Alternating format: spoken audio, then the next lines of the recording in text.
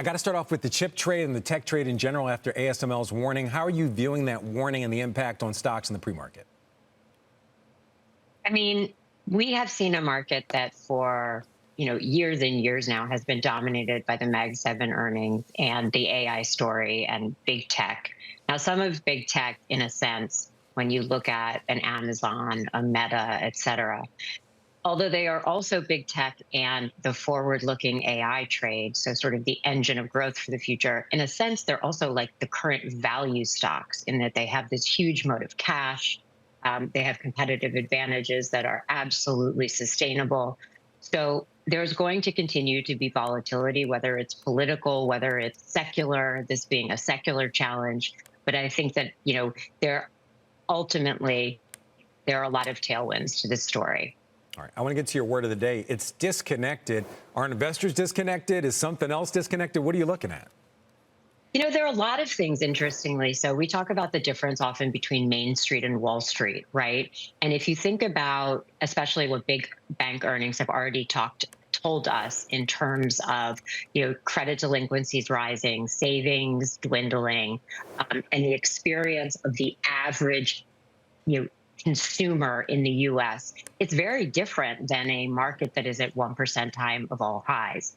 Now, it doesn't mean, especially because institutions still are at, standard deviations to history of underinvested, and because there are a lot of tailwinds to earnings, the big beautiful bill, AI, the secular themes, some of the deregulation themes that you just talked about that are going to create further synergies with, in the banking and non-bank community. So we can potentially grow our way into these valuations. But I think the experience of the average U.S. consumer and laborer versus what you see when you look at a market that is priced at 23 times is very distinct. And that is a huge risk. All right, I want to get to your pick. It's financials. What are you seeing in bank earnings that's giving you a lot of confidence in financials? I'm looking at Wells Fargo, big drop yesterday. Other names obviously moving higher.